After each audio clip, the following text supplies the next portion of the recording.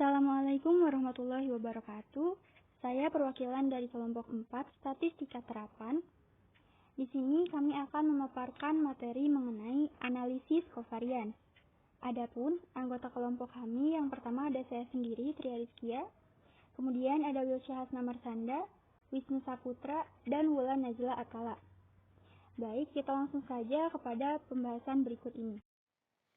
Mengenai analisis kovarians atau ANCOVA, di sini terdapat rasional. Dalam penelitian eksperimen, ada dua pendekatan untuk menekan terjadinya bias atau kesalahan dalam menarik kesimpulan tentang pengaruh perlakuan terhadap variabel kriterion. Pendekatan pertama adalah kontrol kondisional melalui pengembangan desain penelitian. Nah, sedangkan dalam penelitian pendekatan kedua yaitu kontrol secara statistik atau pendekatan statistik melalui pengontrolan atau pengendalian atau penetralan atau penyingkiran satu atau aneka variabel. Pendekatan kedua ini biasa disebut analisis kovarians atau dengan akronim ANCOVA. Esensi dari ANCOVA adalah penggunaan model regresi linear untuk menghilangkan pengaruh variabel yang tak terkontrol yang biasa disebut variabel pengiring atau kovariat terhadap variabel kriterion. Dalam praktik, apabila kovariatnya hanya satu variabel, maka pengaruh atau efek dari kovariat tersebut terhadap variabel kriterion dihilangkan dengan menggunakan model regresi linear sederhana dan analisisnya merupakan kombinasi antara ANOVA dan analisis regresi linear sederhana. Sedangkan bila kovariatnya lebih dari satu variabel, pengaruh atau efek dari kovariat tersebut dihilangkan dengan menggunakan model regresi linear ganda dan analisisnya merupakan kombinasi ANOVA dan analisis regresi ganda. Materi berikutnya adalah tujuan umum analisis kovarians menurut Ferguson tahun 1981. Yang pertama adalah untuk pengontrolan dengan prosedur statistik atau suatu variabel yang tidak terkontrol secara kondisional atau luput dari kontrol eksperimental. Yang kedua, untuk meningkatkan presisi atau kecermatan eksperimen dengan mengurangi varian kesalahan. Yang ketiga, untuk memahami atau mengkritisi efektivitas dari perlakuan yang diselidiki. Yang keempat, untuk mempelajari perbedaan rata simpangan variabel Y antar kelompok yang dibentuk oleh faktor perlakuan. Yang terakhir, untuk mempelajari homogenitas dari serangkaian koefisien regresi atau asumsi pengaruh linear X terhadap Y dalam semua kelompok atau kategori. Materi selanjutnya adalah asumsi analisis kovarians. Asumsi pada analisis kovarians adalah kombinasi asumsi analisis varians atau ANOVA dan asumsi untuk analisis regresi linear atau ANAREG. Adapun asumsi yang paling mendasar yang harus dipenuhi agar analisis kovarians menjadi sahih adalah sebagai berikut. Yang pertama, variabel pengiring atau kovariat X bersifat tetap, diukur tanpa kesalahan, dan tidak berkorelasi bebas dengan perlakuan yang dicobakan. Asumsi ini menunjukkan bahwa kovariat X tidak dipengaruhi oleh perlakuan. Yang kedua adalah koefisien regresi atau slope homogen di antara berbagai kelompok perlakuan atau klasifikasi. Asumsi ini merupakan suatu keharusan yang harus dipenuhi agar data percobaan yang dianalisis dengan analisis kovarian menjadi sah. Yang ketiga adalah hubungan atau pengaruh antara kovariat X dan variabel respon atau kriterion Y harus bersifat linear dan bebas dari pengaruh perlakuan atau kelompok percobaan. Yang keempat adalah galat percobaan harus muncul secara acak berdistribusi normal dengan nilai rata-rata sama dengan 0 dan ragam atau varians sama dengan alpha 2 kuadrat. Untuk selanjutnya yaitu desain analisis kovarians satu jalan. Teman-teman semua bisa melihat ya, ini ada tabel penelitian eksperimen dengan menggunakan randomized pre-post test control group design. Dari desain di atas, jika pengaruh pretest tidak dikontrol atau dikendalikan, maka sangat mungkin hasil yang diperoleh pada post-test bukan diakibatkan oleh perlakuan tetapi diakibatkan oleh pengaruh pretest. Dalam penelitian eksperimen, peristiwa ini disebut pengaruh pengetesan atau effect testing, yaitu pengaruh pretest sebelum diperlakukan terhadap post-test setelah perlakuan. Penggunaan analisis covariance adalah untuk menghilangkan pengaruh pretest terhadap hasil atau post-test, sehingga hasil yang diperoleh pada post-test murni diakibatkan oleh perlakuan atau treatment yang diberikan. Nah, teman-teman bisa dilihat ya, model matematika untuk analisis covariance diekspresikan sebagai berikut. YIJ sama dengan mu ditambah tau I ditambah beta dikali XIJ dikurang X bar T ditambah epsilon IJ. Nah, secara umum desain data disajikan sebagai berikut. Bisa dilihat teman-teman tabelnya, tabel desain data ANCOVA satu arah atau satu jalan. Rumus dasar ANCOVA ditandai dengan adanya jumlah perkalian, jumlah kuadrat kovariat X, dan jumlah kuadrat variabel kriterium Y, yang masing-masing dituliskan JPXY, JKX, dan JKY. Jumlah perkalian tersebut dihitung berdasarkan 3 sumber varians, yaitu total, dalam, dan antar atau JPT, JPD, dan JPA. Nah, untuk mempermudah dalam perhitungan ANCOVA satu arah atau satu jalan, di sini ada tabel yang berisi sumber keragaman SK itu apa aja, terus jumlah kuadrat itu apa aja, derajat bebas itu apa aja, kuadrat tengah, dan juga F hitung itu seperti apa. Mungkin cukup sekian materi yang dapat saya sampaikan. Wassalamualaikum warahmatullahi wabarakatuh. Materi berikutnya adalah analisis data dengan ANCOVA satu jalan. Bagian pertama ada perhitungan manual untuk ANCOVA satu jalan. Contoh 12.1. Suatu eksperimen bertujuan mempelajari pengaruh metode pembelajaran terhadap kemampuan berpikir kritis matematis siswa. Untuk mengetahui kondisi awal, maka sebelum perlakuan dengan metode pembelajaran, baik kelompok eksperimen maupun kelompok pembanding diberi pretest. Berikut ada tabel data ANCOVA satu jalan, bisa dilihat ya teman-teman. Di sini ada A1XY, A2XY, dan A3XY. Dengan keterangan, A1 merupakan metode inquiry, A2 merupakan metode penemuan terbimbing, A3 adalah metode drill. Adapun X yaitu pretest dan Y kemampuan berpikir kritis matematis. Kemudian dilakukan pengujian hipotesis tentang perbedaan rata-rata kemampuan berpikir kritis matematis sebagai pengaruh perlakuan metode pembelajaran setelah mengontrol kemampuan awal pretest. Penyelesaian hipotesis statistiknya yaitu H0, mu1 sama dengan mu2 sama dengan mu3. H1 bukan H0. Untuk memudahkan perhitungan, disusun tabel kerja sebagai berikut. Dapat dilihat ya di sini teman-teman, ada statistik NN, A1XY, A2XY, A3XY, dan jumlah XY. Nah, di sini ada bagian A, menghitung jumlah perkalian atau JP. JP total sama dengan sigma X total Y total dikurangi sigma X total dikali sigma Y total per N total sama dengan 962 dikurangi 137 dikali 160 per 24. Hasilnya yaitu 48,667. JP dalam sama dengan sigma XI-YI dikurangi sigma XI dikali sigma YI dibagi NI sama dengan 20,00 ditambah 12,75 ditambah 9,00 hasilnya adalah 41,75. Kemudian ada JP antar.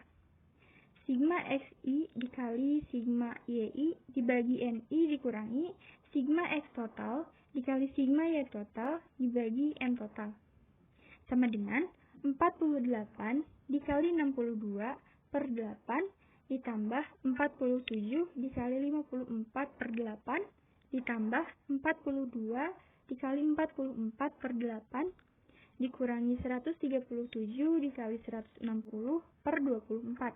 Hasilnya sama dengan 6.917. Kemudian bagian B jumlah kuadrat kovariat X, JKX.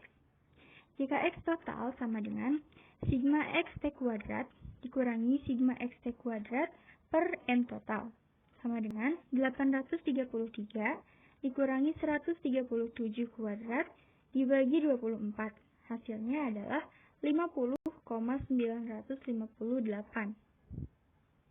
Ada JKX dalam, sama dengan sigma XI kuadrat dikurangi sigma XI kuadrat per NI sama dengan 24,00 ditambah 16,875 ditambah 7,50 sama dengan 48,375. JKX antar sama dengan dalam kurung kurawa sigma XI kuadrat dibagi NI dikurangi sigma X total kuadrat dibagi N total sama dengan 48 kuadrat dibagi 8 ditambah 47 kuadrat dibagi 8 ditambah 42 kuadrat dibagi 8 ditambah 137 kuadrat dibagi 8 hasilnya adalah 2,583.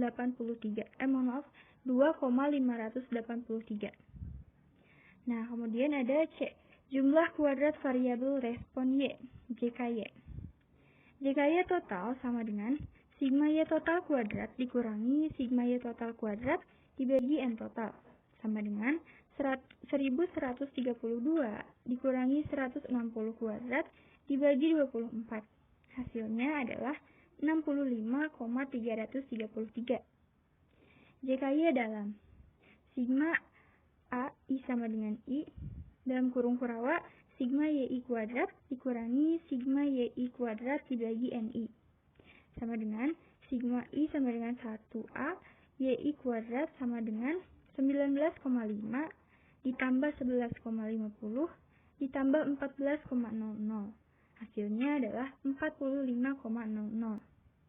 JKY antar sama dengan sigma A I sama dengan 1 dalam kurung kurawa sigma YI kuadrat dibagi NI dikurangi sigma Y total kuadrat dibagi N total sama dengan 62 kuadrat dibagi 8 ditambah 54 kuadrat dibagi 8 ditambah 44 kuadrat dibagi 8 dan ditambah 160 kuadrat dibagi 24. Hasilnya adalah 20,333. Selanjutnya yaitu menentukan JKY dikoreksi JK residu dengan langkah-langkah sebagai berikut.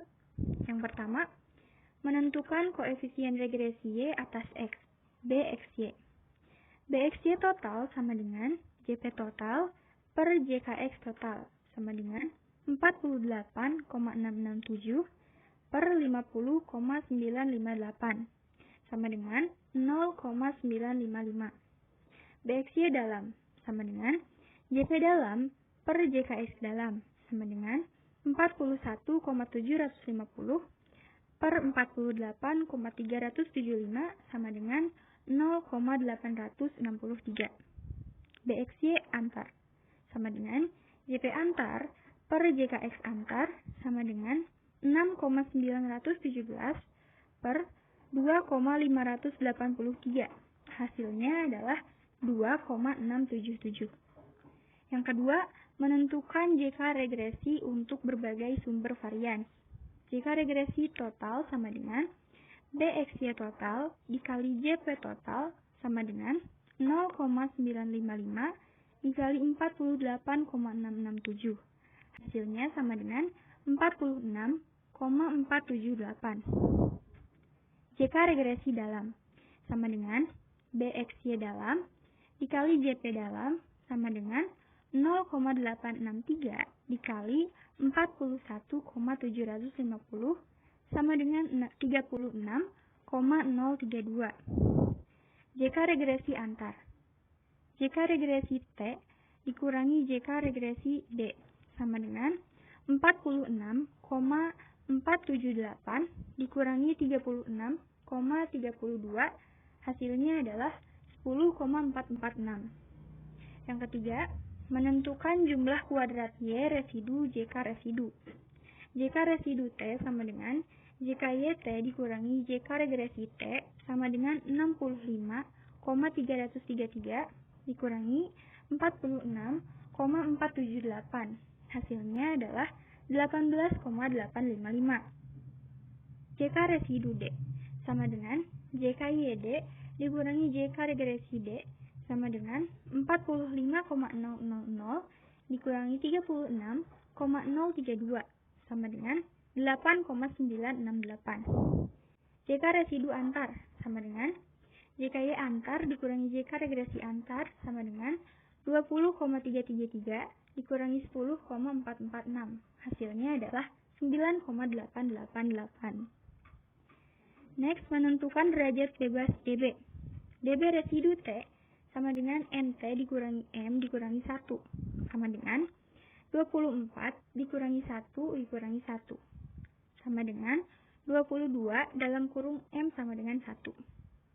dB residu A. NA dikurangi 1 sama dengan 3 dikurangi 1 sama dengan 2. NA sama dengan 3. dB residu D. NT dikurangi M dikurangi A sama dengan 24 dikurangi 1 dikurangi 3 sama dengan 20. Yang F yaitu menghitung rata-rata jumlah kuadrat residu, JK residu. RJK residu A sama dengan JK residu A dibagi dB residu A sama dengan 9,888 per 2 sama dengan 4,944. RJK residu D sama dengan JK residu D dibagi dB residu D sama dengan 8,968 dibagi 20 sama dengan 0,4484. G. Menentukan harga F hitung atau FO. F hit sama dengan RJK residu antar dibagi RJK residu dalam sama dengan 4,944 dibagi 0,4484 sama dengan 11,26 dan F tabel sama dengan F dalam kurung 0,05 dikali 2,20 sama dengan 3,49 sehingga F hitung sama dengan 11,026 lebih dari F tabel sama dengan 3,49 atau dalam artian H0 ditolak. Selanjutnya menentukan efek size nil kuadrat. Nil A kuadrat sama dengan JKA per JKA ditambah JKD sama dengan 9,888 per 9,888 ditambah 8,968 sama dengan 0,524. Nil X kuadrat sama dengan JKX per JKX ditambah JKD sama dengan 36,032 per 36,032 ditambah 8,968 sama dengan 0,801. Menyusun tabel ANCOVA. Dapat dilihat ya di sini ada tabel ringkasan hasil pengujian hipotesis yang telah dilakukan tadi. Ada antar residu. JK-nya 9,888, dB-nya 2, RJK-nya 4,944, F hitungnya 11,026, F tabelnya 3,49 dan nil kuadratnya 0,524. Kemudian dalam residu JK-nya 8,968, dB-nya 20, RJK-nya 0,4484. Lanjut total residu, JK-nya 18,855, dB-nya 22. Dari hasil analisis diperoleh F hitung sama dengan 11,026 lebih dari F tabel sama dengan 3,49 atau H0 ditolak. Dengan demikian, maka metode pembelajaran tetap berpengaruh terhadap kemampuan berpikir kritis matematis. Next, uji lanjut. Karena hasil uji F pada ANCOVA adalah signifikan, maka dilakukan uji lanjut dengan statistik uji T sebagai berikut. Dapat saya lihat ya di kolom yang di bawah ini. Dengan keterangan Y bar residu 1 sama dengan Y bar 1 dikurangi BXY kurung kurawa X bar 1 dikurangi X bar T sama dengan 7,75 dikurangi dalam kurung 0,863 dikali 6,00 dikurangi 5,71. Hasilnya adalah 7,498. Dilanjutkan pada penghitungan Y bar residu 2 yang hasilnya adalah 6,606. Lanjut Y bar residu 1 yang hasilnya adalah 5,896. Selanjutnya, Perbedaan rata-rata nilai-nilai residu tersebut diuji dengan statistik uji T ANCOVA. Uji T dikoreksi sebagai berikut. T0 sama dengan dalam kurung Y bar residu I dikurangi Y bar residu I per akar RJK residu D dalam kurung 1 per NI ditambah 1 per NI ditambah X bar I dikurangi X bar I dikuadratkan per JKX D. Dan DB residu D sama dengan 20. Adapun hipotesis statistik yang akan diuji berturut-turut, I H0 sama dengan μ1 kurang dari sama dengan μ3. H1 sama dengan μ1 lebih dari μ3. I2 ada H0 sama dengan μ2 kurang dari sama dengan μ3. H1 μ2 lebih dari μ3. Kemudian ada I3 H0 sama dengan μ1 kurang dari sama dengan μ2 dan H1 μ1 lebih dari μ2. Dibandingkan dengan T tabel sama dengan T dalam kurung 0,05 dibagi 20 sama dengan 1,72. T dalam kurung A1 dikali A3 sama dengan 7,498 dikurangi 5,896 per akar 0,4484 dalam kurung 1 per 8 ditambah 1 per 8 ditambah dalam kurung 600 per 5,25 dikuadratkan per 48,375 sama dengan 1,603 per 0,3425 yang hasilnya adalah 4,679. Masih lanjut, TA2 dikali A3 sama dengan 6,606 dikurangi 5,896 per akar 0,44484 dalam kurung 1 per 8 ditambah 1 per 8 ditambah 5,88 dikurangi 5,25 dikuadratkan per 48,375 sama dengan 0,711 per 0,3402 sama dengan 2,089.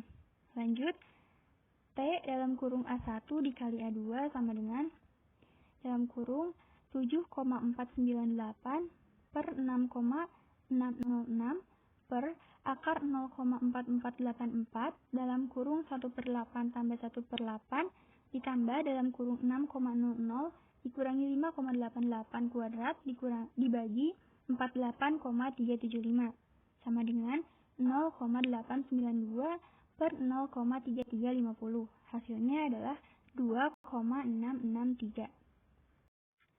Kemudian, hasil uji hipotesis lanjut dengan statistik uji T tersebut ditabelkan sebagai berikut. Dapat kita lihat ya, di sini ada nilai kontras, SE, T hitung, T tabel, dan simpulan.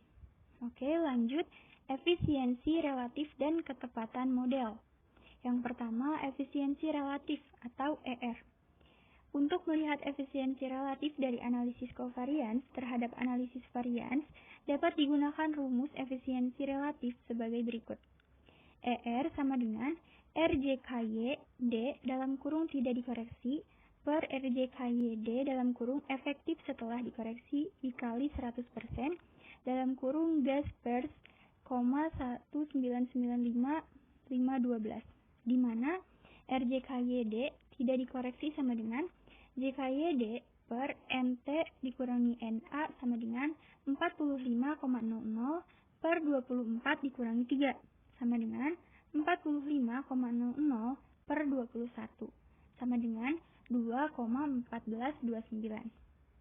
RJKY D efektif setelah dikoreksi sama dengan RJK res dalam kurung D kurung Kurawa 1 ditambah JKX dalam kurung A per dalam kurung N A dikurangi 1 dikali JKX dalam kurung D. RJKY D efektif setelah dikoreksi sama dengan 0,4484 kurung Kurawa 1 ditambah 2,583 per 3 dikurangi 1 dikali 48,375. Hasilnya adalah 0,46036.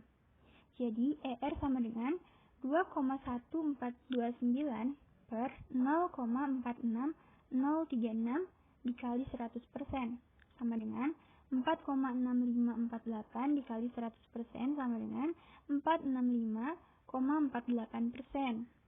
Hal ini berarti bahwa dengan ketiga metode pembelajaran ini ternyata mampu meningkatkan ketepatan estimasi sebesar 465,48% dikurangi 100% sama dengan 365,48%. Suatu peningkatan yang sangat besar, jadi analisis covariance lebih efisien dibanding menggunakan analisis varians.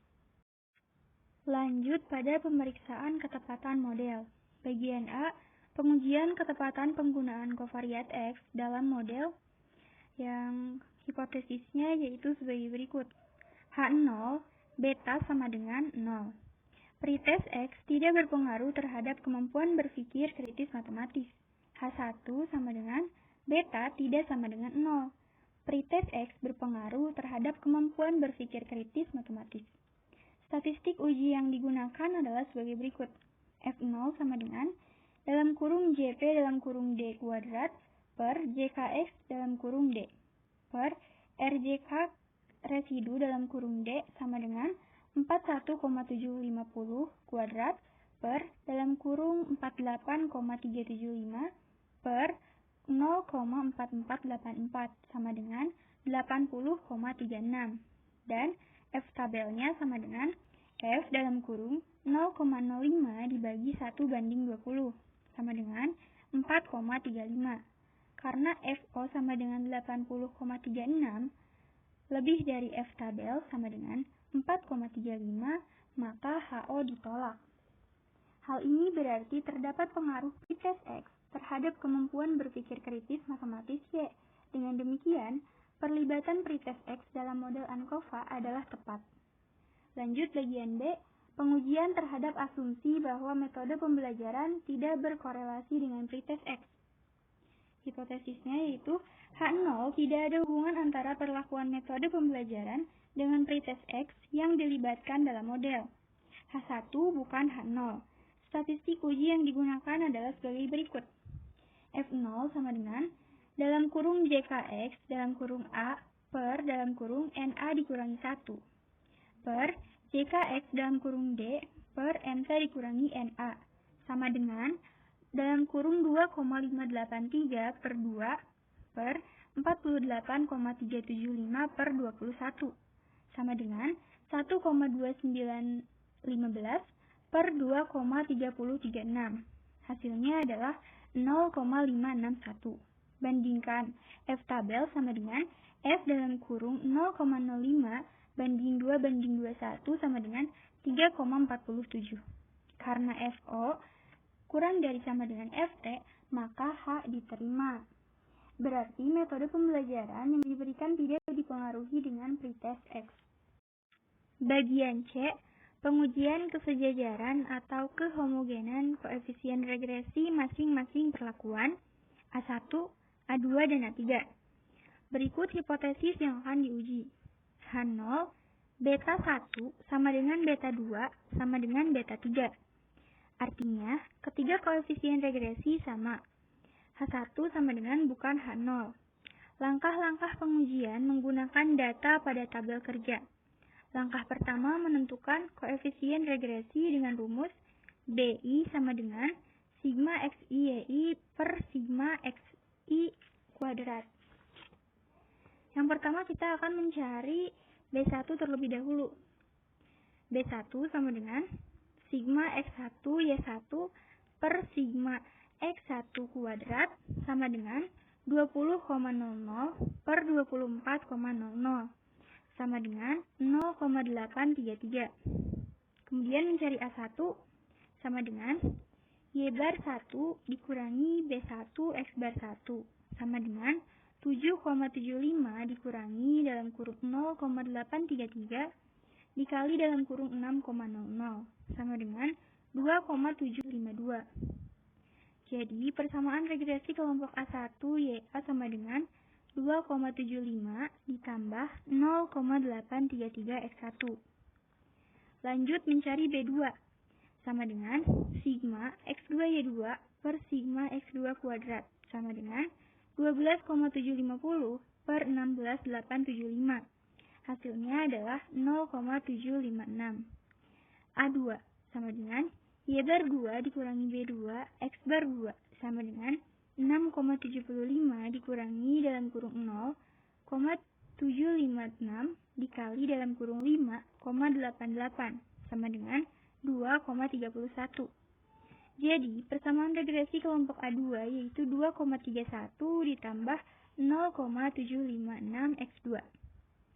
Lanjut B3 sama dengan sigma X3 Y3 per sigma X3 kuadrat sama dengan 9,00 per 7,50. Hasilnya adalah 1,200. A3 sama dengan Y bar 3 dikurangi B3 X bar 3 sama dengan 5,50 dikurangi dalam kurung 1,200 dikali dalam kurung 5,25. Hasilnya adalah minus 0,800.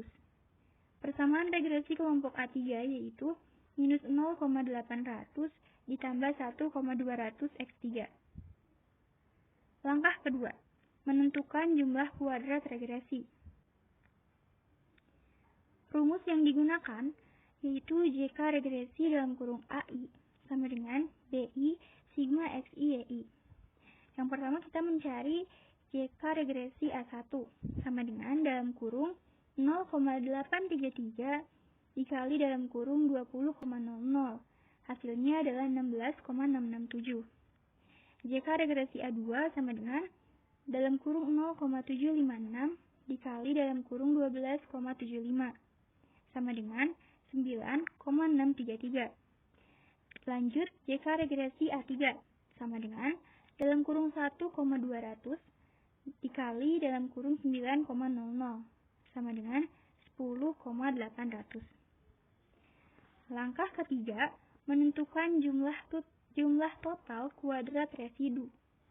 Rumus yang digunakan, JK residu AI sama dengan JK total dalam kurung AI dikurangi JK regresi dalam kurung AI sama dengan sigma YI kuadrat dikurangi BI sigma XI YI.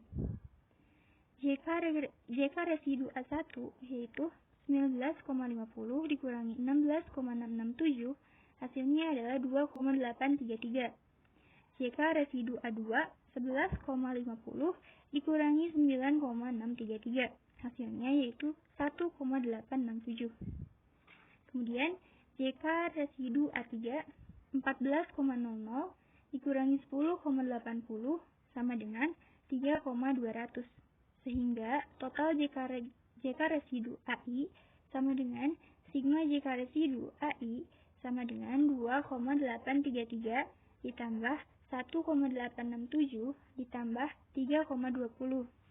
Jadi hasilnya sama dengan 7,90 dengan derajat bebas sama dengan sigma NI dikurangi K dikurangi 1 sama dengan NT dikurangi 2NA.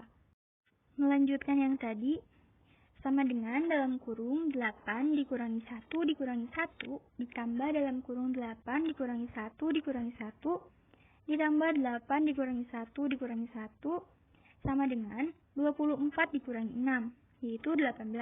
Diperoleh F tabel sama dengan F dalam kurung 0,05 dikali dalam kurung 2,18 sama dengan 3,56. Lanjut ke langkah yang terakhir yaitu menghitung FO. Dalam perhitungan ANCOVA di atas telah diperoleh koefisien regresi seluruh perlakuan metode A1, A2, dan A3 yaitu sebesar DXY dalam kurung D sama dengan 0,863. Berikut uji statistikanya. FO sama dengan dalam kurung JK residu dalam kurung D dikurangi sigma JK residu dalam kurung AI per dalam kurung NA dikurangi 1 per dalam kurung sigma JK residu dalam kurung AI per sigma dalam kurung NI dikurangi K dikurangi 1 sama dengan dalam kurung 8,968 dikurangi 7,900 per 2 per dalam kurung 7,900 per 18 Hasilnya adalah 1,216 NF. Bandingkan dengan F tabel sama dengan 3,56. Karena FO kurang dari sama dengan FT, maka H0 diterima. Ternyata benar ketiga koefisien regresi homogen atau garis regresi ketiga kelompok perlakuan adalah sejajar. Jadi, asumsi kehomogenan koefisien regresi untuk setiap perlakuan dengan metode pembelajaran yang dicobakan terpenuhi. Bismillahirrahmanirrahim. Di sini saya akan menjelaskan mengenai aplikasi SPSS dengan menggunakan data pada contoh 12.1. Untuk datanya itu ada di halaman 422 di buku statistika. Saya di sini sudah memiliki datanya di Excel. Tinggal di copy. Lalu kita masukkan ke aplikasi SPSS yang bagian data view. Paste. Dan selanjutnya masuk ke bagian variable view. Di sini untuk variable view-nya pertama kita akan memberikan nama. Untuk yang pertama yaitu A. Yang kedua yaitu X. Dan yang ketiga adalah Y. Lalu untuk values, yang pertama itu adalah inquiry.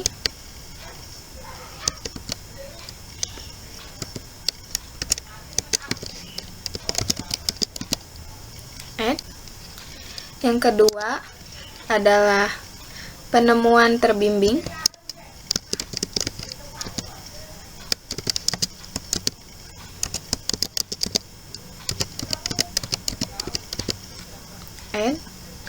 Dan yang terakhir atau yang ketiga yaitu drill. Lalu kita klik OK. Di sini untuk tipenya yang pertama itu adalah numerik dengan width yaitu 8. Oke. Yang kedua juga sama, numerik dengan width 8. Oke. Yang terakhir juga sama, numerik dengan width 8. Oke. Lalu untuk columns-nya itu 8. Semuanya 8.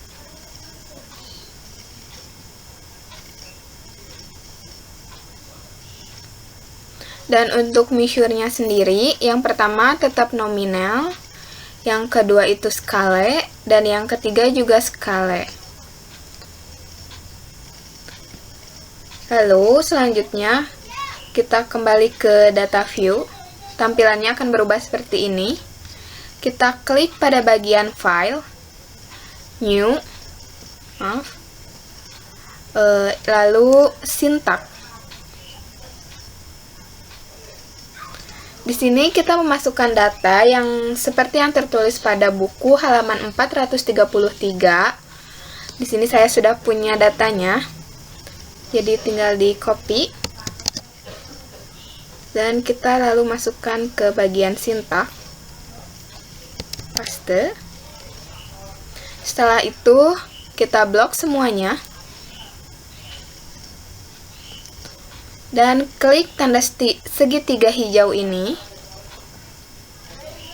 Setelahnya akan muncul di bagian output seperti ini. Lalu yang pertama ini adalah bagian Defiance Test of Equality of Error Variance, atau uji persyaratan. Untuk interpretasinya, hipotesis statistik yang ditunjukkan H0 alfa kecil 1 pangkat 2 sama dengan alfa kecil 2 pangkat 2 sama dengan alfa kecil 3 pangkat 3. pangkat 2, maaf. Lalu H1 selain H0. Harga Levens test dari varian error dinyatakan dengan statistik F sama dengan 0,396 dengan derajat bebas dalam kurung 2,21 dan pi value sama dengan 0,678 lebih besar dari 0,05 atau H0 diterima, sehingga parameter rata-rata dari 3 kelompok data sampel itu yaitu mempunyai varians sama atau homogen. Lalu yang kedua yaitu test of between subject effects. Di bagian yang ini yaitu interpretasinya H0 sama dengan beta 1 sama dengan beta 2 sama dengan beta 3 dan H1 bukan H0. Dari tabel di atas, pada baris A pangkat X diperoleh harga FO sama dengan 1216 derajat bebas sama dengan dalam kurung 2,18 dengan P value sama dengan 0,320 lebih besar dari 0,05 atau H0 diterima. Hal ini berarti koefisien regresi atau slope ketiga kelompok yaitu A1, A2, A3 diasumsikan sama atau homogen. Dengan demikian, persamaan regresi ketiga kelompok diasumsikan sejajar. Persamaan regresi ketiga kelompok dapat dibentuk dari printout SPSS berikut, yaitu yang ini, parameter yang ini. Interpretasinya, kita dapat membentuk model regresi dan persamaan fungsi regresi, perlakuan metode pembelajaran terhadap kemampuan berpikir kritis matematis, berdasarkan tabel parameter estimate sebagai berikut.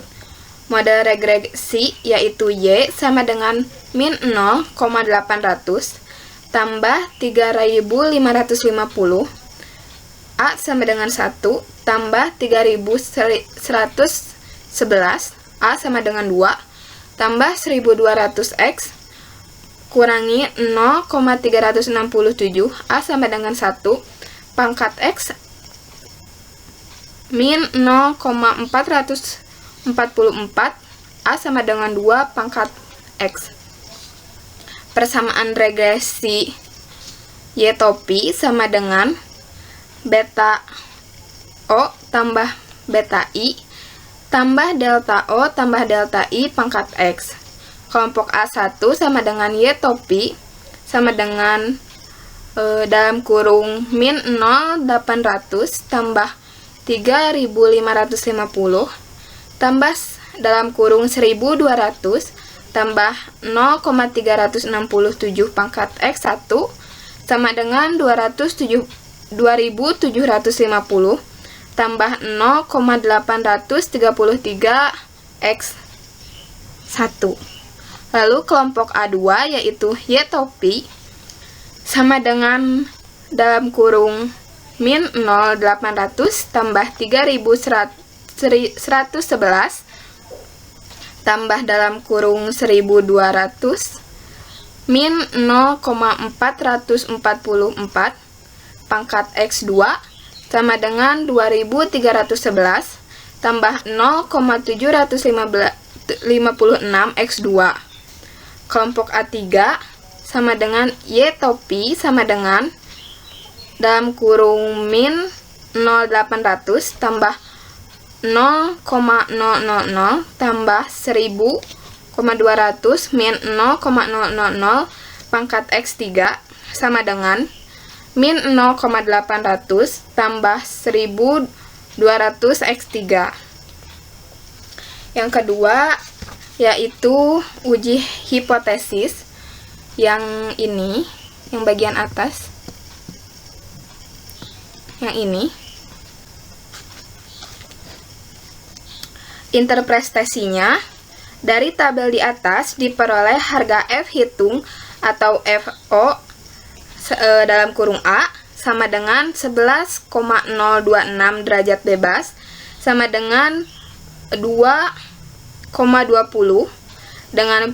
dengan V value sama dengan 0,001 lebih kecil dari 0,05 yang berarti terdapat perbedaan rata-rata kemampuan berpikir kritis matematis antara siswa yang diajar dengan metode inquiry,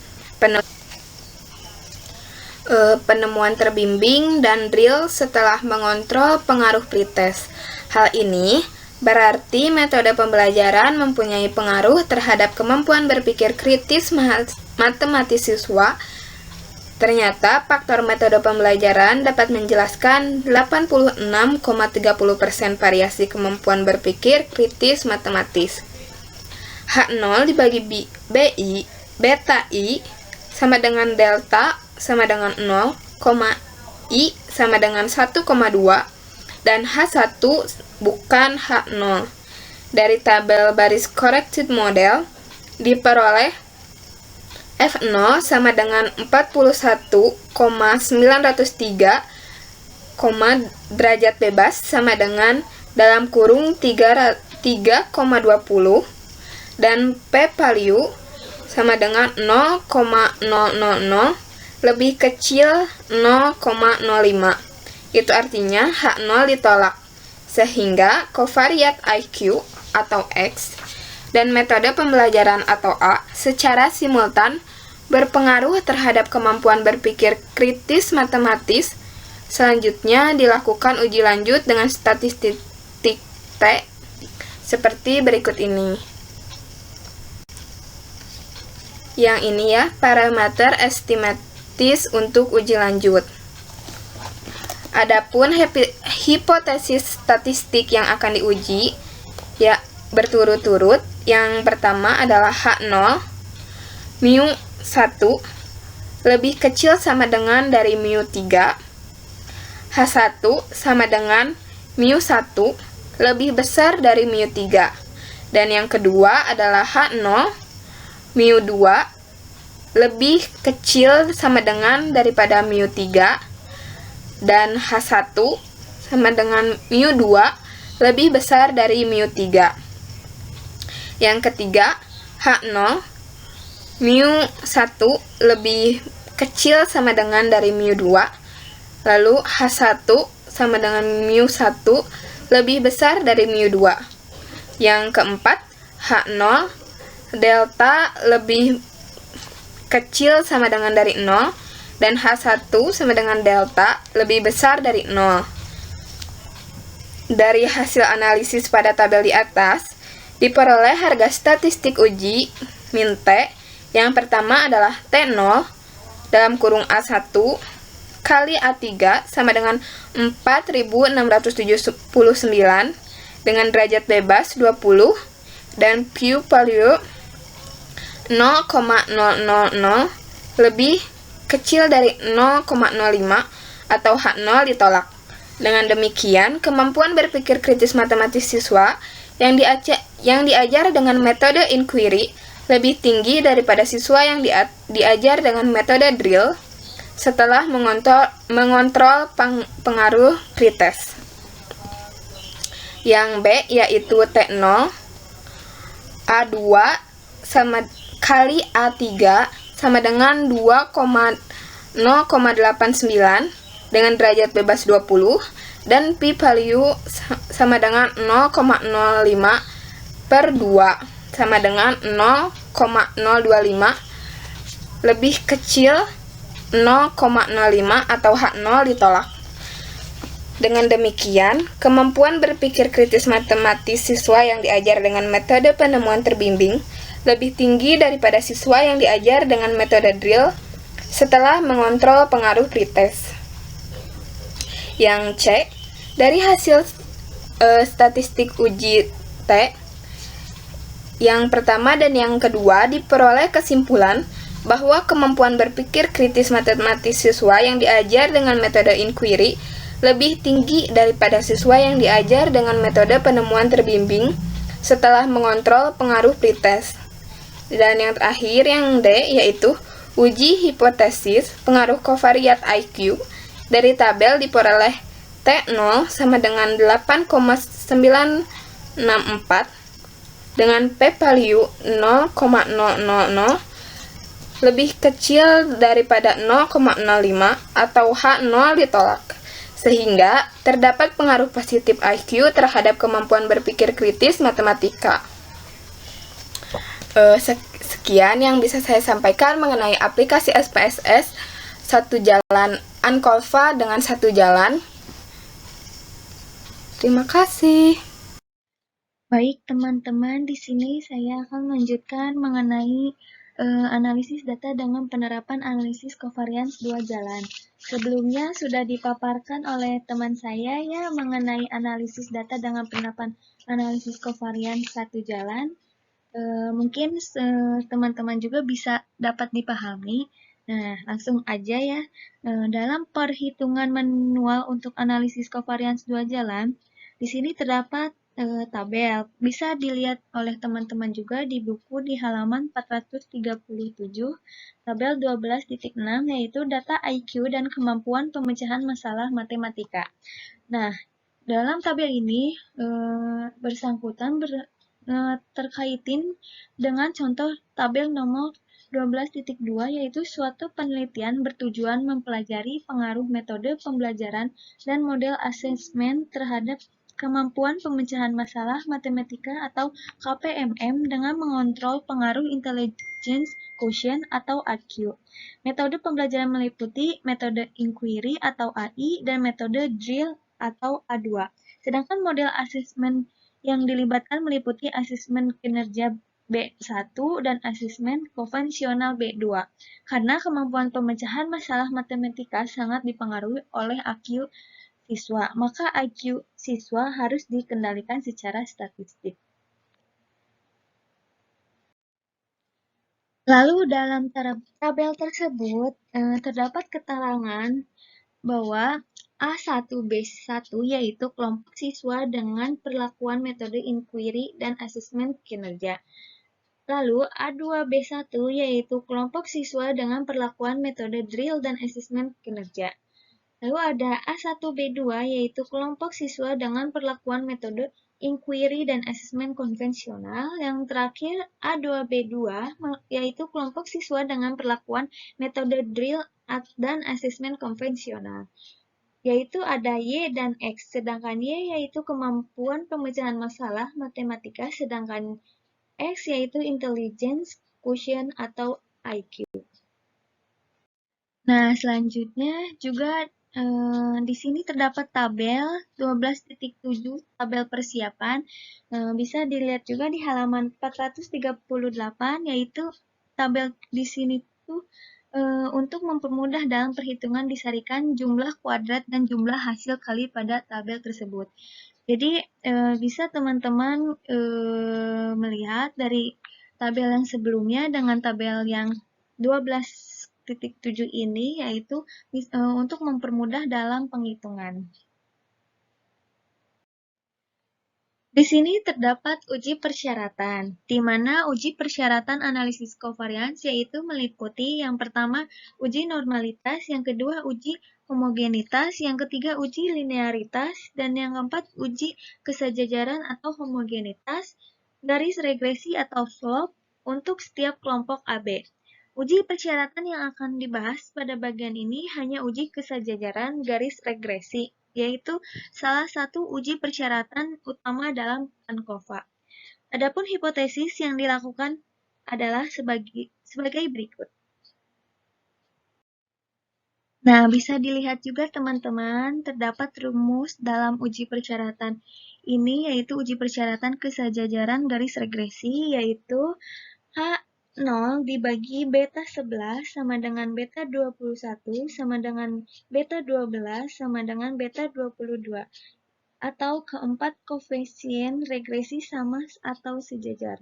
Lalu ada H1 bagi bukan H0 atau ada koefisien regresi tidak sejajar. Statistik uji yang akan digunakan yaitu terdapat di sini ya, bisa dilihat oleh teman-teman juga.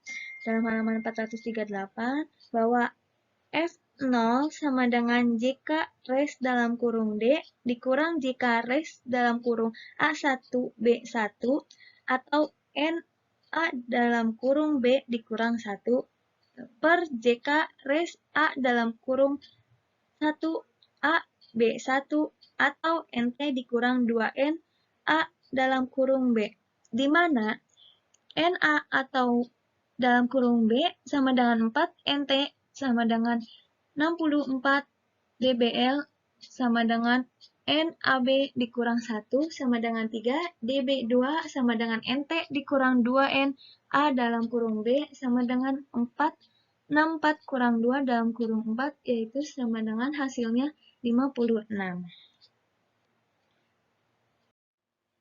Nah, baik teman-teman, di sini juga terdapat persamaan regresi kelompok AIBJ, yaitu persamaan regresi kelompok ini yaitu dalam uji persyaratan.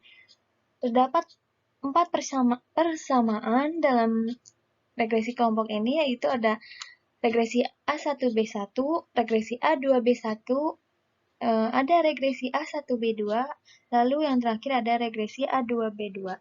Nah, dalam persamaan ini, keempatnya sama dalam perumusan hitungannya, hanya datanya saja yang berbeda.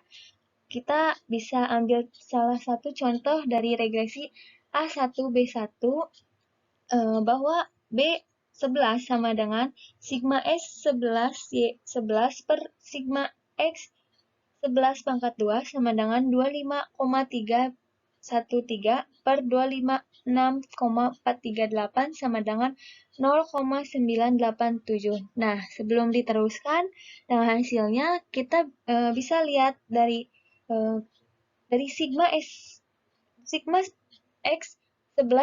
Y11 ini dari mana? Tentunya banyak dipertanyakan oleh teman-teman. Nah, itu tuh kita bisa mengambil dari data yang sudah ada pada tabel persiapan, yaitu tabel 12.7. Bisa dilihat oleh teman-teman juga di halaman 438 untuk tabel persiapan tersebut. Hanya memasukkan saja dari data tersebut, lalu menghitungnya secara sesuai dengan rumus yang sudah tertera. Nah, dari hasil tersebut, maka A11 sama dengan Y11 dikurang BX11 sama dengan 8,563 dikurang dalam kurung 0,0987 tutup kurung dikali 121,188 sama dengan min 3,3997. Nah, dari persamaan regresi A1B1 adalah Y11 sama dengan A11 tambah BX sama dengan min 3,400 tambah 0,099X. Nah, dari persamaan ketiganya pun sama dengan persamaan regresi A1B1, hanya membedakannya dari data tabel persiapan saja. Nah, lebih mempermudahnya, teman-teman juga bisa melihat dari tabel untuk memasukkan data dari regresi A1, B2, A2B1, lalu A2B2. Lalu yang kedua yaitu terdapat jumlah kuadrat residu dalam JK res dalam kurung D. JK Y dalam kurung D sama dengan sigma AB I sama dengan 1, D sama dengan 1 dikali sigma Y2 pangkat 2 IJ dalam kurung sigma Y IJ pangkat 2 per NIJ sama dengan sigma Y pangkat 2 IJ sama dengan 39,875. JK reg dalam kurung D sama dengan dalam kurung sigma X iota Y iota pangkat 2 per sigma X pangkat 2 iota sama dengan 279,563 pangkat 2 per 2465,313 sama dengan 31,7019. JK Y res dalam kurung D sama dengan JK Y dalam kurung D dikurang JK reg dalam kurung D sama dengan 39,875 kurang 31,700 0,7019 sama dengan 8,1731. Nah, di situ terdapat hasil dari jumlah kuadrat residu dalam JK Y res dalam kurung D. Lalu yang ketiga yaitu jumlah kuadrat residu tiap kelompok AIBJ.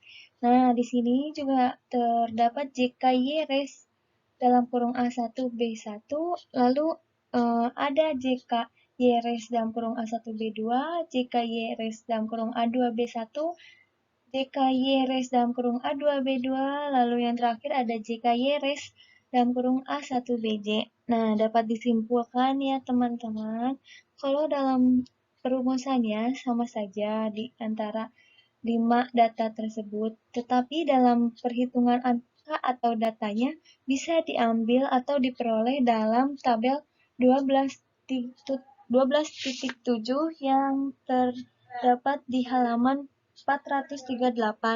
Hanya memasukkan saja, dan yang JKY res dalam kurung AI1BJ itu sudah terlihat dan sudah menentukan hasil dari yang nomor 2 yang sebelumnya saya paparkan, yaitu dalam hasilnya yaitu ada 8,0512. Nah, jika dibandingkan dengan F tabel sama dengan F 0,05 kali 3,56 sama dengan 2,77, sehingga FO kurang dari F tabel atau H0 diterima. Kelompok A1B1, A2B1, A1B2, dan A2B2 mempunyai koefisien regresi slope homogen atau keempat garis regresi diasumsikan sejajar. Baik teman-teman, di sini saya akan melanjutkan memaparkan mengenai uji hipotesis yang dimana sebelumnya juga saya memaparkan mengenai uji persyaratan. Nah, dalam uji hipotesis ini yang pertama terdapat jumlah kuadrat kovariat X dalam kurung JKX yang dimana yaitu JKX dalam kurung T sama dengan sigma X pangkat 2 iota dikurang sigma X iota pangkat 2 per N iota sama dengan 853717 dikurang 7371 pangkat 2 per 64 sama dengan 4785,109. Lalu JKX dalam kurung A sama dengan sigma A I sama dengan 1 dalam kurung sigma X I pangkat 2 per NI dikurang sigma X iota pangkat 2 per N iota sama dengan 3691 pangkat 2 per 32 tambah 3680 pangkat 2 per 32 dikurang 7371 pangkat 2 dikurang 64 sama dengan 1,891.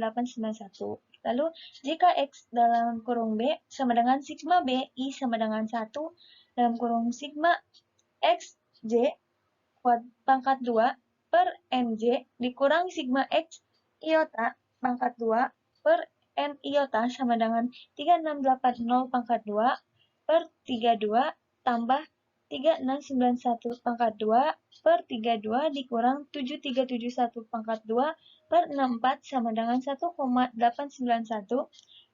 Nah, lalu ada terdapat JKX dalam kurung AB sama dengan sigma AB I sama dengan 1, J sama dengan 1 dalam kurung sigma XIJ pangkat 2 per NIJ dikurang sigma X iota pangkat 2 per N iota dikurang JK dalam kurung A dikurang JK dikurung dalam kurung B. Nah, sama dengan hasilnya 2316,016. Nah, lalu yang terakhir itu terdapat JKX dalam kurung D sama dengan sigma AB I sama dengan 1, J sama dengan 1 dalam kurung sigma X pangkat 2 IJ dikurang sigma X IJ pangkat 2 per NIJ sama dengan sigma X pangkat 2 IJ sama dengan 2465,313. Nah, lalu yang kedua, dalam uji hipotesis ini terdapat jumlah kuadrat variabel kriterion Y dalam kurung JKY. Nah, bisa dilihat juga oleh teman-teman dari halaman 441, di situ juga hanya memasukkan rumus dan data-data, lalu menghasilkan dengan data 39,785. Lalu yang ketiga, dalam uji hipotesis ini yaitu terdapat jumlah perkalian atau JP, di mana JP dalam kurung T sama dengan sigma X iota Y iota dikurang dalam kurung sigma X iota dikali sigma Y iota per N iota sama dengan 52977 dikurang 7371 dikali 454 per 64 sama dengan 688969. Lalu dalam JPA dalam kurung A sama dengan sigma A I sama dengan 1 dalam kurung sigma X I kali sigma YI per NI dikurang sigma X iota dikali sigma Y iota per N iota sama dengan 3591 dikali 234 per 32 ditambah 3680 dikali 220 per 32 dikurangi 7371 dikali 454 per 64 sama dengan 2,406. Lalu yang dalam jumlah perkalian B dalam kurung B sama dengan sigma B J sama dengan 1 dalam kurung sigma X J dikali sigma Y J per NJ dikurang sigma X iota dikali sigma Y iota per N iota sama dengan 36800 dikali 233 per 32 ditambah 3691 dikali 221 per 32 dikurangi 7371 dikali 454 per 64 sama dengan min 2,063. Selanjutnya, nah dari data jumlah hasil perkalian Y dalam kurung D ini sama dengan sigma AP I sama dengan 1, J sama dengan 1 dalam kurung sigma X IJ Y IJ dikurang dalam kurung sigma X IJ dikali sigma Y IJ per N IJ sama dengan sigma XY hasilnya 279,563. Lalu di sini terdapat nomor 4 mengenai koefisien regresi BXY. Nah, dapat disimpulkan teman-teman. Di sini kan terdapat BXYT, BXYA, BXYB, lalu yang terakhir BXYAB. Nah, kita dari hasil ini dalam perumusannya sama saja di antara keempat tersebut. Hanya kita memasukkan data JP dari jumlah perkalian yang sebelumnya saya paparkan, yaitu hanya memasukkan data dari hasil jumlah tersebut, lalu dari hasil keempat tersebut dengan menghasilkan BXY dalam kurung D ini sama dengan JP dalam kurung D per JK X dalam kurung D sama dengan 279,563 per 2465,313 sama dengan 0,1134. Lalu nomor 5 yaitu mengenai jumlah kuadrat regresi jika regresi. Nah, bisa dilihat juga teman-teman ya. Di sini ada JK reg dalam kurung T, JK reg dalam kurung A, JK reg dalam kurung B, JK reg dalam kurung AB, dan terakhir dengan hasil JK reg dalam kurung D. Nah, bisa dilihat juga, dapat disimpulkan teman-teman dalam perumusannya juga sama. Hanya kita memasukkan data saja, data dari koefisien regresi yang sebelumnya saya paparkan.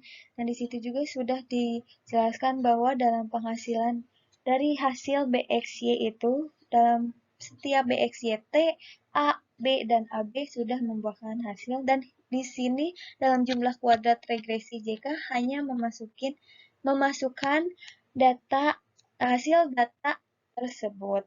Nah, jadi hasil dalam jumlah kuadrat regresi JK regresi ini yaitu JK regresi dalam kurung D sama dengan BXY dalam kurung D dikali JP dalam kurung D sama dengan 0,1134 dikali 279,563 yang menghasilkan 31,7019. Nah, langsung saja yang ini terdapat nomor 6 yaitu mengenai jumlah kuadrat residu JK X residu. JKY residu. Nah, dari sini juga sama ya teman-teman, hanya memasukkan data dari JK-Reg, hasil data jumlah kuadrat regresi yang sebelumnya, yaitu yang atas, yang JK-regresi, memasukkan data ke dalam jumlah kuadrat residu. Dalam perumusannya juga sama di sini, kita mencari JK-YRS A, B, B, dan T. Nah, dari kesimpulannya juga bahwa hasil tersebut menghasilkan 18,2257 dalam jumlah kuadrat residu atau JKY residu. Lalu yang ketujuh yaitu terdapat derajat bebas atau dB, yang dimana dB res dalam kurung T sama dengan N T kurang M dikurang 1 sama dengan 64, dikurang 1 sama dengan 62. Lalu ada dB res dalam kurung A sama dengan NA dikurang 1 sama dengan 2, dikurang 1 sama dengan 1. Lalu ada dB res dalam kurung D sama dengan NB kurang 1 sama dengan 2, dikurang 1 sama dengan 1. Lalu dB res dalam kurung B sama dengan dalam kurung NA kurang 1 dikali NB dikurang 1 sama dengan 1 kali 1 sama dengan 1. Lalu yang terakhir terdapat dB res dalam kurung D sama dengan NT dikurang M dikurang dalam kurung NA dikali NB sama dengan 64 dikurang 1 dikurang 2 dikali 2 sama dengan hasilnya 59. Lalu yang ke-8 yaitu terdapat menentukan efek size atau eta kuadrat. Dengan menggunakan rumus efek size pada halaman 353 ini diperoleh bahwa eta kuadrat pangkat 2 A sama dengan 0,273 dibagi eta pangkat 2 N sama dengan 0,251 dibagi eta pangkat 2 AB sama dengan 0,369 dibagi eta pangkat 2A sama dengan JK dalam kurung X per JK dalam kurung X ditambah JK dalam kurung D sama dengan hasilnya 0,795. Lalu yang ke-9 ini terdapat menyusun tabel ANCOVA 2 jalan. Nah, terdapat ya, bisa dilihat juga oleh teman-teman tabel tersebut. Bisa dilihat pada halaman 443 juga dengan sumber varians. Jika YRS ada DB, RJK YRS, F0, F min tabel alpha sama dengan 0,05.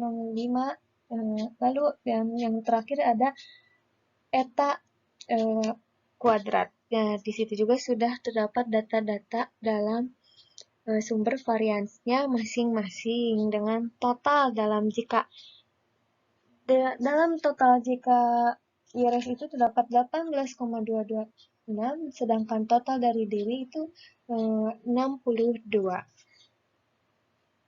Yang ke-10 yaitu mengenai hasil pengujian hipotesis main effect, interaction effect, dan simple effect. Yang saya bahas yang pertama yaitu main effect, di mana hipotesis 1 dan hipotesis 2 memiliki persamaan dari tabel ANCOVA, tetapi dalam perhitungan hasilnya dan rumus yang dicari tentunya berbeda. Nah, di sini dalam tabel tersebut memiliki perbedaan dari hipotesis 1 dan hipotesis 2. Nah, hipotesis 1 ini memiliki rumus H0 dibagi mu 10 kurang dari sama dengan mu 20, H1 sama dengan mu 10 lebih dari mu 20. Nah, dari tabel ANCOVA yang diperoleh tersebut, yang dalam hipotesis 1, F0 dalam kurung A sama dengan 18,330 lebih dari F tab sama dengan 4,004 H0 ditolak. Nah, dengan demikian, metode pembelajaran berpengaruh terhadap kemampuan pemecahan masalah matematika setelah mengontrol IQ siswa. Metode pembelajaran dapat menjelaskan sebesar 27,30% variasi skor kemampuan pemecahan masalah matematika. Selanjutnya dilakukan uji satu pihak melalui prosedur ANCOVA satu jalan. Nah, bisa dilihat juga ya teman-teman, ini terdapat di halaman 444 dalam penghitungannya yang terdapat dalam tabel tersebut menghasilkan sehingga bahwa T0 dikali A1 kali A2 sama dengan 3,047 lebih dari T-tab sama dengan 1,67 H0 ditolak. Dengan demikian, kemampuan pemecahan masalah matematika siswa yang diajar dengan metode inquiry lebih tinggi daripada siswa yang diajar dengan metode drill setelah mengontrol pengaruh IQ siswa. Nah, lalu dalam hipotesis 2 yang terdapat dalam tabel tersebut, bisa dilihat juga di halaman 445 ya teman-teman. Perumusan hipotesis 2 ini yaitu H0 dibagi mu 01 kurang dari sama dengan mu 02, H1 dibagi mu 01 lebih dari mu 02. Nah, dari tabel ANCOVA yang diperoleh dalam hipotesis 2 ini, F0 dalam kurung B sama dengan 19,779 lebih dari F-tab sama dengan 4,004, H0 ditolak. Dengan demikian, model asesmen berpengaruh terhadap kemampuan pemecahan masalah matematika setelah mengontrol IQ siswa. Model asesmen dapat menjelaskan sebesar 25,10% variasi skor kemampuan pemecahan masalah matematika siswa. Nah, selanjutnya di dalam tabel tersebut diuji satu pihak melalui prosedur ANCOVA satu jalan. Nah, sehingga menghasilkan dari T0 dalam kurung B1 dikali B2 sama dengan 3,385 lebih dari T-tab sama dengan 1,67 H0 ditolak. Dengan demikian, kemampuan pemecahan masalah matematika siswa yang diberi asesmen kinerja lebih tinggi daripada siswa yang diberi asesmen konvensional setelah mengontrol pengaruh IQ siswa. Selanjutnya, poin kedua yaitu mengenai interaction effect. Terdapat hipotesis 3 yang perumusannya di mana H0 dibagi A X B sama dengan 0, H1 bagi A X B 0, bahwa F0 dalam kurung AB sama dengan 34,460 lebih dari F-tab sama dengan 4,004 H0 ditolak. Dengan demikian, terhadap pengaruh interaksi metode pembelajaran dan model asesmen terhadap kemampuan pemecahan masalah matematika ini setelah mengontrol IQ siswa. Yang berarti bahwa setelah mengontrol IQ siswa, pengaruh interaksi metode pembelajaran dan asesmen dapat menjelaskan sebesar 36,90% variasi skor kemampuan pemecahan masalah matematika. Poin ketiga yaitu mengenai simple effect atau gunakan tabel persiapan 12.7 yang dimana bisa dilihat di buku terdapat pada halaman 438. Nah, dalam simple effect ini terdapat hipotesis 4 dan 5, yang dimana hipotesis 4 ini yaitu H0 dibagi mu 11 kurang dari sama dengan mu 21, H1 dibagi mu 11 lebih dari mu 21. Nah, bisa dilihat dalam perumusannya dan bisa dibuka juga di halaman 446 bahwa sehingga T0 dalam kurung A1B1 dan A2B1 sama dengan 7,20 lebih dari T-tab sama dengan 1,67 H0 ditolak. Dengan demikian, kemampuan pemecahan masalah matematika siswa yang diajar dengan metode inquiry lebih tinggi daripada metode drill untuk siswa yang diberi asesmen kinerja setelah mengontrol IQ siswa. Nah, lalu dalam simple effect ini terdapat juga kan hipotesis kelima ya teman-teman. Nah, hipotesis kelima ini dalam perumusannya H0 dibagi mu 12 lebih dari sama dengan mu 22, H1 dibagi mu 12 kurang dari mu 22. Nah, dalam perumusannya juga bahwa dapat disimpulkan sehingga T0 dalam kurung A1B2 dan A2B2 sama dengan min 2,291 kurang dari T-tab sama dengan min 1,67 H0 ditolak. Dengan demikian, kemampuan pemecahan masalah matematika siswa yang diajar dengan metode inquiry lebih rendah daripada metode drill untuk siswa yang diberi asesmen konvensional setelah mengontrol IQ siswa. Nah, selanjutnya juga dalam simple FAND masih terdapat hipotesis 6 dan hipotesis 7, yang di mana simple FA ini menggunakan tabel persiapan 12.7 yang bisa dilihat oleh teman-teman di dalam buku pada halaman 438. Nah, dalam hipotesis 6 ini perumusannya yaitu H0 dibagi mu 11 kurang dari sama dengan mu 12, H1 dibagi mu 11 lebih dari mu 12. Nah, di sini juga terdapat ya teman-teman perumusannya bahwa sehingga T0 dalam kurung A1B1 dan A1B2 sama dengan 7,430 lebih dari T-tab sama dengan 1,67 H0 ditolak. Dengan demikian, kemampuan pemecahan masalah matematika siswa yang diberi asesmen kinerja lebih tinggi daripada siswa yang diberi asesmen konvensional untuk siswa yang diajar dengan metode inquiry setelah mengontrol IQ siswa.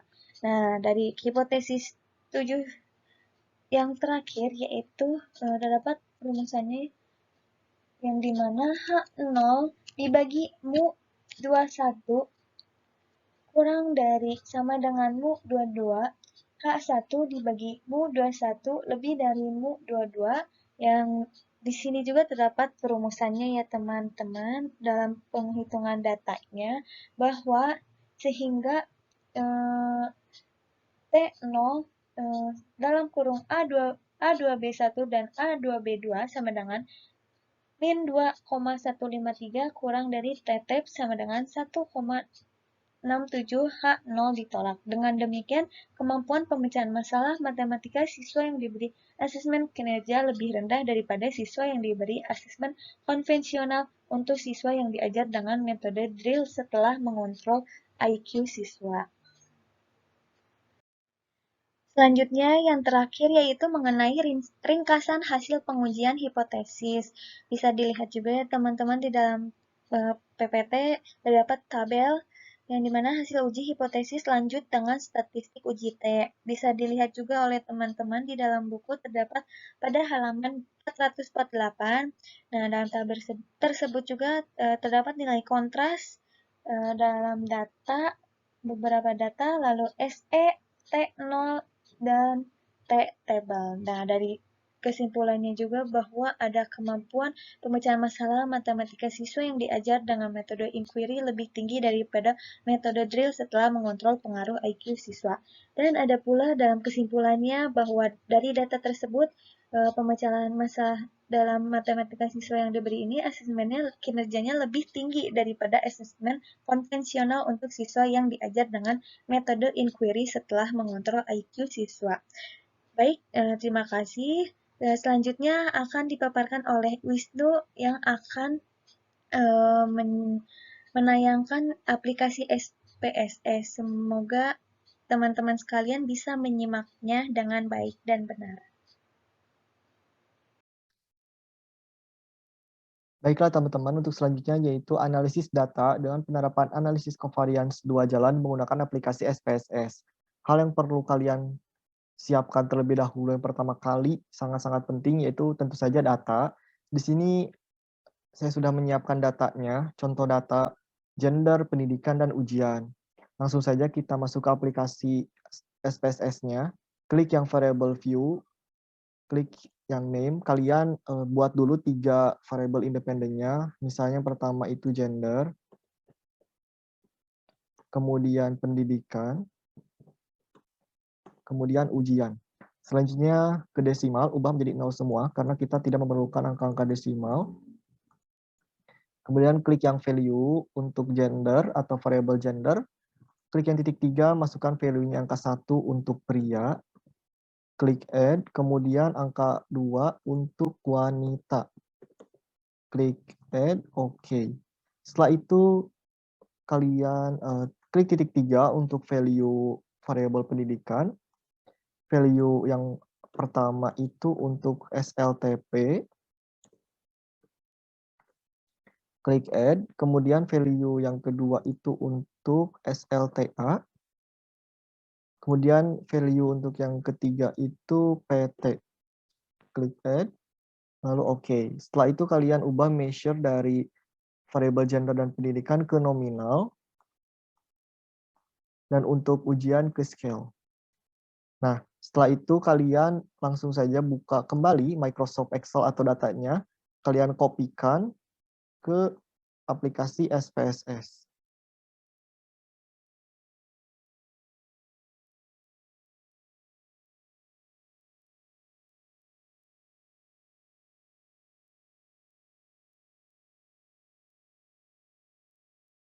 Ke data view, terus kalian kopikan.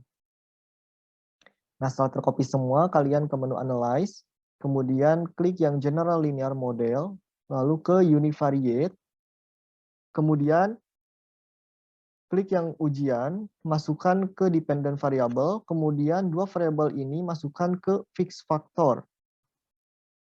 Setelah itu, klik yang menu Plots, kemudian masukkan variable gender ke Horizontal Axis, dan variabel pendidikan ke Separate Lines. Kemudian klik Add, nanti akan muncul seperti ini. Jika sudah, klik Continue. Kemudian klik yang menu Post Hoc. Klik yang variabel pendidikan, masukkan ke Post Hoc Test 4. Lalu centang yang tulisan 2K ini. Kemudian klik Continue. Lalu yang terakhir klik menu Option. Centang Descriptive Statistik dan juga Homogeneity Test. Kemudian klik Continue. Jika sudah semua kalian lakukan, klik OK dan tunggu hingga prosesnya selesai.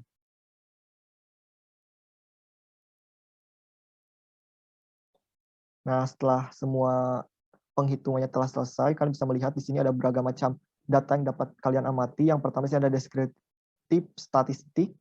Dari tabel ini kita bisa melihat nilai rata-rata ujian berdasarkan gender dan pendidikan. Sebagai contoh, nilai rata-rata ujian pria dengan pendidikan SLTP sebesar 32,43, sedangkan untuk nilai ujian wanita SLTA sebesar 65,13, begitupun seterusnya. Setelah itu, di sini ada asumsi homogenitas, Leventhes.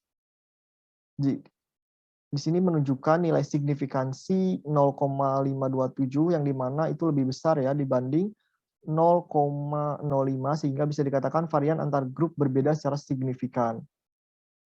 Kemudian di sini ada test of between subject effect. Di sini kita bisa melihat ada corrected model, intercept, gender, pendidikan, gender berinteraksi dengan pendidikan, error, total, dan corrected total. Corrected model itu pengaruh semua variabel independen yang termasuk di dalamnya adalah gender, ada pendidikan, dan berinteraksi gender dengan pendidikan secara bersama-sama terhadap variabel independen atau nilai ujian.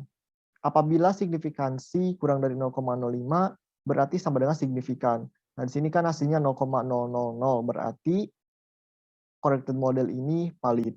Kemudian ada intercept, nilai perubahan variabel dependent tanpa perlu dipengaruhi keberadaan variabel independen, artinya tanpa ada pengaruh variabel independen, variabel dependent dapat berubah nilainya. Apabila signifikansi kurang dari 0,005, berarti sama dengan signifikan. Contohnya di sini kan hasilnya 0,0000, berarti intercept signifikan. Begitupun dengan gender, di sini hasilnya 0,005, berarti kan ini kurang dari 0,05 ya, berarti gender berpengaruh signifikan. Lalu ada pendidikan, ini juga kurang dari 0,05, berarti ini juga berpengaruh signifikan. Begitupun untuk gender yang berinteraksi dengan pendidikan. Mungkin sekian yang dapat saya sampaikan. Mohon maaf apabila ada kekurangan ataupun kesalahan dalam penyampaian. Wassalamualaikum warahmatullahi wabarakatuh. Dicukupkan sekian pemaparan materi dari kelompok 4. Mohon maaf apabila masih terdapat banyak kesalahan dalam penyampaiannya. Wassalamualaikum warahmatullahi wabarakatuh.